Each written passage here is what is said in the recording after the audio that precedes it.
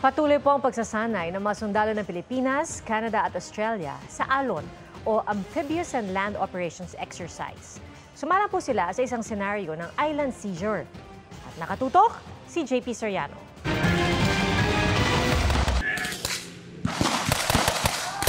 Simulation ito ng operasyon para bawiin ang tila pagkupkup sa isang bahagi ng teritoryo ng Pilipinas sa San Vicente, Palawan.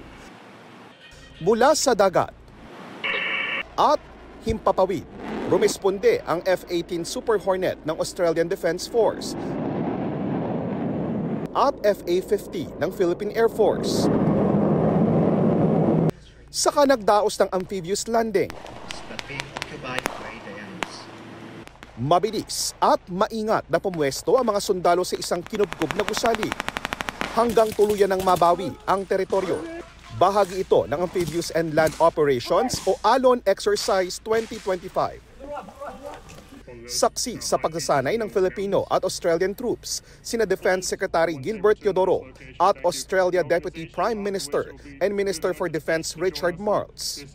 This is cooperation about two countries which seek to assert the rules-based order, and it is as simple as that. We expect criticism, but we will do what we need to do in spite of the criticism, because the criticism basically of the PRC is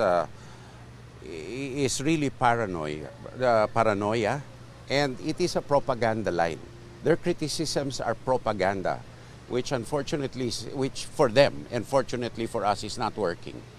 Ayon kay AFP Chief of Staff General Romeo Bronner, kahit pinalibutan at nilalapitan daw ng China Coast Guard ang Ayungin Shoal, the situation is improving. We have been successful in pushing the Chinese intrusions into the shoal itself. So successful tayo na naitulak natin yung mga Chinese. Naputol na rin daw ang mga lambat na inilatag ng China sa paligid ng Ayungin Shoal. Maayos din daw ang kalagayan ng mga tropa sa BRP Sierra Madre. Para sa AFP, mahalagang idinaos sa Palawan ang pagsasanay malapit sa Kalayaan Island Group na bahagi ng West Philippine Sea. Sa nakikita natin ng mga threats that we are facing, Palawan is one of those areas. No?